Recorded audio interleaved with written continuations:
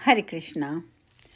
महादेव आगे कहते हैं, श्री राधा और चंद्रावली के दक्षिण भाग में श्रुति कन्याएं रहती हैं। वेदों की श्रुतियां ही इन कन्याओं के रूप में प्रकट हुई हैं। इनकी संख्या सहस्त्र आयुत अर्थात 1 करोड़ है।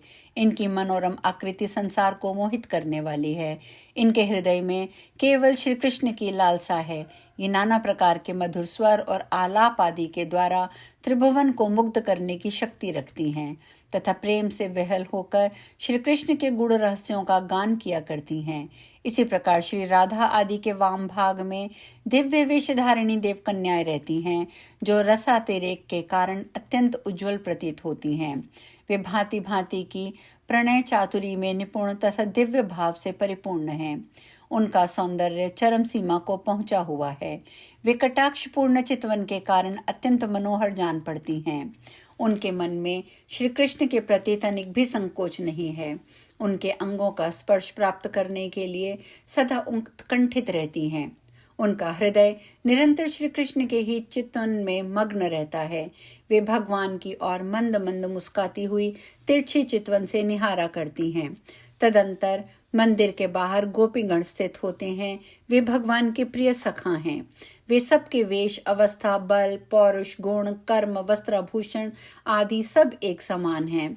वे एक समान स्वर में गाते हुए वेणु बजाते हैं। मंदिर के पश्चिम द्वार पर श्री दामा, उत्तर पे वसुदामा, पूर्व में सुदामा और दक्षिण द्वार पर किंकिणी का निवास है। उस स्थान से पृथक एक स्वर्णमय मंदिर के भीतर स्वर्ण भेदी बनी हुई है। उसके ऊपर अनेकों आभूषणों से विभूषित स्वर्ण पीठ है, जिसके ऊपर अंशु, भद्र आदि हजारों ग्वाल बाल विराजते हैं। वे सब के सब एक समान सींग, वीणा, वेणु, बेंत की छड़ी, किशोरावस्था, मनोहर वेश, सुंदर आकार और मधुर स्वर धारण करते हैं। वे भगवान के गुणों का चिंतन करते हुए उनका गान करते हैं तथा भगवत प्रेममय रस से विहल रहते हैं। ध्यान में स्थिर होने के कारण वे चित्र लिखित से जान पड़ते हैं। उनका स्वरूप आश्चर्यजनक सौंदर्य से युक्त होता है। वे सदा आनंद के आंसू बहाया करते हैं। उनके संपूर्ण अंगों में रोमांच छाया रहता है तथा वे योगेश्वरों की भांति सदा विस्मय विमुग्ध रहते हैं। अपने थनों से दूध बहाने वाली असंख्य गौएं उन्हें घेरे रहती हैं। वहां से बाहर के भाग में एक सोने की चारदीवारी है, जो करोड़ों सूर्यों के समान दीप्यमान दिखाई देती है। उसके चारों ओर बड़े बड़े उद्यान हैं, जिनकी मनोहर सुगंध सब ओर फैली है। जो मन और इंद्रियों को वश में रखते हुए सदा पवित्र भाव से श्री कृष्ण चरित्र का भक्तिपूर्वक पाठ या श्रवण करता है, उसे भगवान श्री कृष्ण की प्राप्ति होती है। पार्वती जी ने पूछा, भगवान, अत्यंत मोहक रूप धारण करने के कारण श्री कृष्ण ने गोपियों के साथ किन किन विशेषताओं के कारण क्रीड़ा की, इस रहस्य का मुझे वर्णन कीजिए। महादेव जी कहते हैं, देवी, एक समय की बात है। मुनि श्रेष्ठ नारद ये जानकर कि श्री कृष्ण का प्राकट्य हो चुका है, वीणा बजाते हुए नंद जी के गोकुल में पहुंचे। वहां जाकर उन्होंने देखा कि महायोग माया के स्वामी सर्वव्यापी भगवान अच्युत बालक का स्वांग धारण किए नंद जी के घर में कोमल बिछौनों से युक्त सोने के पलंग पर सो रहे हैं और गोप कन्याएं बड़ी प्रसन्नता के साथ निरंतर उनकी ओर निहार रही हैं। भगवान का श्री विग्रह अत्यंत सुकुमार था। उनके काले काले घुंघराले बाल और सब और बिखरे थे। किंचित किंचित मुस्कुराहट के कारण उनके 1-2 दांत दिखाई दे जाते थे। वे अपनी प्रभा से समूचे घर के भीतर प्रकाश फैला रहे थे। नग्न शिशु के रूप में भगवान की झांकी करके नारद जी को बड़ा हर्ष हुआ। वे भगवान के प्रिय भक्त तो थे ही, गोपित नंद जी से बातचीत करके सब बातें बताने लगे।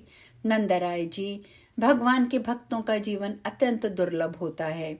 आपको इस बालक का प्रभाव अनुपम है, इसे कोई नहीं जानता। शिव और ब्रह्मा आदि देवता भी इसके प्रति सनातन प्रेम चाहते हैं।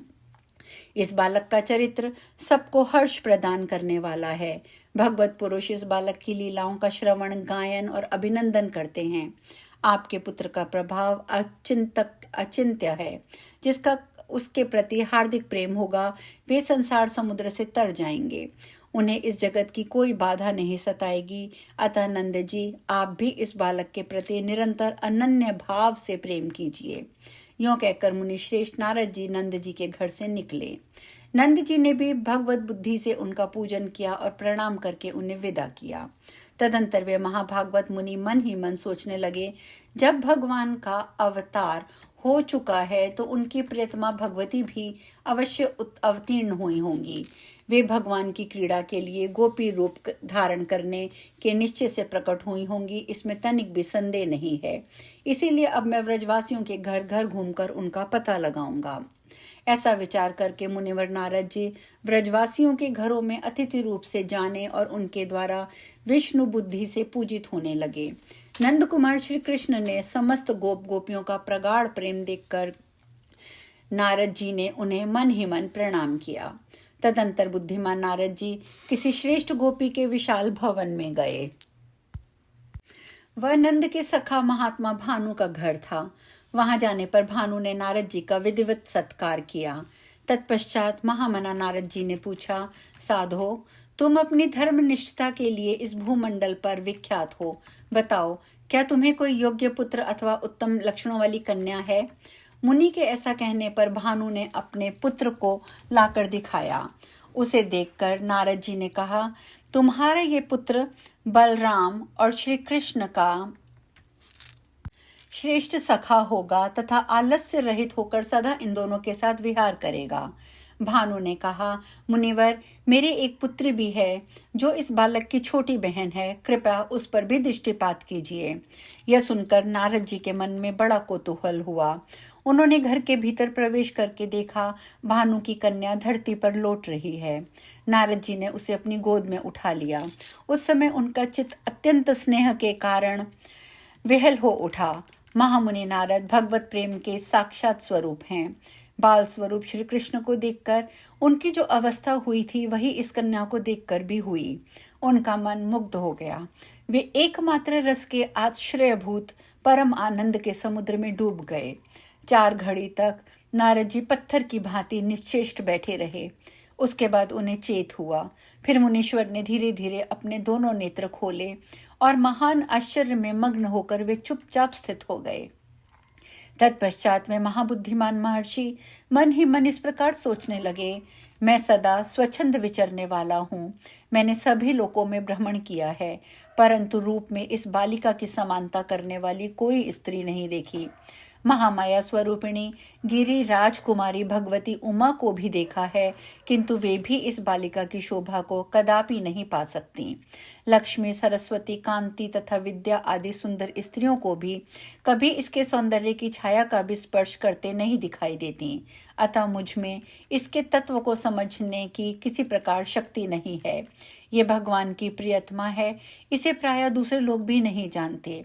इसके दर्शन मात्र से ही श्री कृष्ण के चरण कमलों में मेरे प्रेम की जैसी वृद्धि हुई है, वैसी आज से पहले कभी नहीं हुई थी। अतः अब मैं एकांत में इस देवी की स्तुति करूंगा। इसका रूप श्री कृष्ण को अत्यंत आनंद प्रदान करने वाला होगा। ऐसा विचार कर मुनि ने गोप्रवर भानु को कहीं भेज दिया और स्वयं एकांत में उस दिव्य स्वरूपिणी बालिका की स्तुति करने लगे। देवी, तुम महायोग माया हो, माया की अधीश्वरी हो। तुम्हारा तेज पुंज महान है, तुम्हारे दिव्यांग मन को अत्यंत मोहित करने वाले हैं।